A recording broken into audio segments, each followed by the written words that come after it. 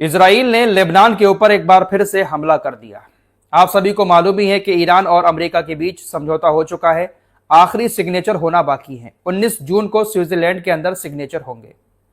ये जो समझौता हुआ है, नेतन्याहू को यह समझौता पसंद नहीं है और इस समझौते को तोड़ने के लिए नेतन्याहू पूरी कोशिश करेगा। इसी के चलते हुए लेबनान के ऊपर एक बार फिर से नेतन्याहू ने हमले कर दिए हैं। अल जजीरा की रिपोर्ट के मुताबिक दक्षिणी लेबनान के नवतिया प्रांत में इजराइल की सेना ने हमला किया। यहां मायफादोन में 2 गाड़ियों को निशाना बनाया गया। वहीं पर शौकिन नाम का एक गांव भी है, उस गांव में तीसरी गाड़ी को भी निशाना बनाया गया। इजराइल डिफेंस फोर्सेस के इस हमले में 4 लोगों की जान जाने की खबर है। अमेरिका और ईरान के बीच जो समझौता हुआ है, आपको मालूम ही है कि इस समझौते में लेबनान के बॉर्डर पर भी पूरी तरह से सीज फायर की बात रखी गई है।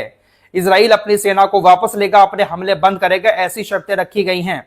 अगर लेबनान के बॉर्डर पर इजराइल अपनी शर्तों को पूरा नहीं करता है तो शायद ईरान इस समझौते को तोड़ भी सकता है। इसीलिए जानबूझकर नेतन्याहू की सेना लेबनान के ऊपर हमले करके ईरान को उकसाने की कोशिश कर रही है। फिलहाल 4 लोगों की मौत हुई है।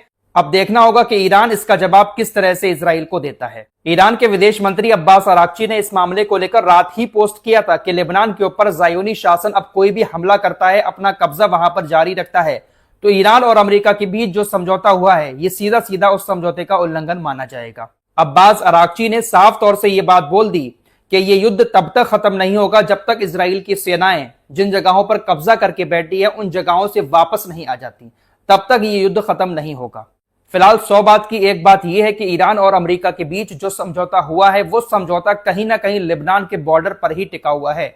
अगर लेबनान के बॉर्डर पर इजराइल अपनी सेनाओं को वापस बुला लेता है, हमले बंद कर देता है, तब तो शायद ये समझौता टिक पाएगा। लेकिन अगर इजराइल के हमले वहां पर जारी रहते हैं तो शायद ये समझौता टिक नहीं पाएगा। और अगर इजराइल के हमलों की वजह से अमेरिका का ईरान के साथ समझौता टूटता है तो शायद डोनाल्ड ट्रंप खुलकर फिर नेतन्याहू के खिलाफ हो सकता है। लेबनान के ऊपर इजराइल ने अब तक जो हमले किए हैं, उन हमलों में जो लोग मारे गए हैं, उसकी आलोचना की है डोनाल्ड ट्रंप ने। ट्रंप ने नेतन्याहू से कहा कि जब आप किसी को ढूंढ रहे हो तो हर बार अपार्टमेंट या इमारत को गिराना जरूरी नहीं है। उन घरों में बहुत से लोग रहते हैं और मैं आपको बता सकता हूं कि वे सभी हिजबुल्लाह के मेंबर नहीं हैं। कभी कभी ये बंदा बात बहुत ठीक कर जाता है, लेकिन कहीं ना कहीं ये नेतन्याहू के नीचे दबा हुआ है। सही कहा इसने। इजराइल की सेना लेबनान की जो बड़ी बड़ी इमारतों पर बम गिराकर यह कहती है कि हमने हिजबुल्लाह के मेंबर को निशाना बनाया। ट्रंप ने कहा कि जरूरी नहीं है कि पूरे घर में सिर्फ हिजबुल्लाह के मेंबर हों, वहां पर आम लोग भी रहते हैं, उनकी भी जान जाती है। और हो सकता है कि उस बिल्डिंग में हिजबुल्लाह का कोई मेंबर हो ही ना, लेकिन आप बेवजह इमारतों को निशाना बनाकर आम लोगों को मारते हैं। पूरी दुनिया को भले ही ट्रंप और नेतन्याहू की दोस्ती ऊपर से दिख रही हो, लेकिन अंदर अंदर दोनों नेता कहीं ना कहीं एक दूसरे के खिलाफ नजर आते हैं। अब एक और बड़ी खबर सामने आ रही है। इजराइल के बेन गुरियन हवाई अड्डे पर अमेरिका के जो तेल भरने वाले जहाज मौजूद थे, उसका तकरीबन 20% हिस्सा अब अमेरिका ने हटाना शुरू कर दिया है। इजराइल का ये जो बेन गुरियन हवाई अड्डा है, इसकी आधी से ज्यादा पार्किंग में तकरीबन 72 टैंकर एयरक्राफ्ट अमेरिका ने खड़े कर रखे हैं। इसका 20% हिस्सा अब अमेरिका हटाने की तैयारी कर रहा है। अमेरिका की तरफ से यह कदम ईरान और अमेरिका के बीच समझौते के बाद उठाया गया है। टैंकर एयरक्राफ्ट के बारे में आपको पहले ही बता चुका हूं। बड़े बड़े ये विमान होते हैं, इसमें तेल भरा हुआ होता है। लड़ाकू विमान जब हमला करने कहीं पर जाते हैं, जैसे इजराइल और अमेरिका के लड़ाकू विमान ईरान के ऊपर हमला करने जाते हैं, तो उनको रास्ता में ही हवा में तेल की जरूरत पड़ती है। तो ये जो टैंकर एयरक्राफ्ट होते हैं, ये हवा में ही लड़ाकू विमान में, आसमान में ही तेल डाल देते हैं।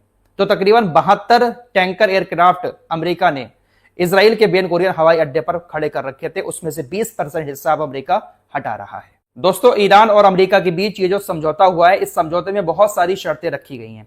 बहुत सारी शर्तें हमारे सामने मीडिया के द्वारा आ भी चुकी हैं, लेकिन ब्लूमबर्ग ने एक सटीक रिपोर्ट पेश की है जिसमें यह बताया गया है कि जो समझौता हुआ है, उस समझौते में जो मेन पॉइंट हैं वो कुछ इस तरह से हैं। समझौते में पहली बात यह रखी गई है कि ईरान और अमेरिका और इनके सभी साथी सभी मोर्चों पर तुरंत और हमेशा के लिए जंग बंद करने का ऐलान करते हैं। अमेरिका का साथी इजराइल है और तमाम अरबी देश हैं, ये सभी लोग तुरंत जंग बंद करने का ऐलान करते हैं।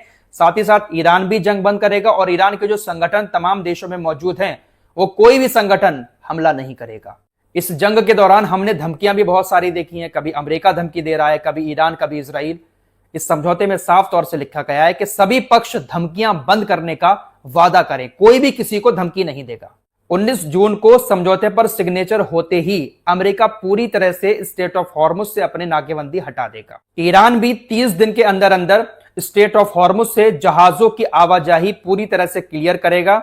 ईरान की वजह से स्टेट ऑफ हॉर्मुज में कोई भी जहाज नहीं रोका जाएगा। समझौते में परमाणु हथियार को लेकर भी बात रखी गई है कि ईरान कभी भी परमाणु हथियार नहीं बनाएगा और ना ही इसको बनाने की कोशिश करेगा। अमेरिका ने ईरान के तेल पर जो प्रतिबंध लगा रखे हैं, अमेरिका उन तमाम प्रतिबंधों में धीरे धीरे करके छूट देगा। ईरान का जो पैसा दूसरे देशों की बैंकों में अमेरिका ने फ्रीज कर रखा है, अमेरिका उस पैसे को रिलीज करेगा।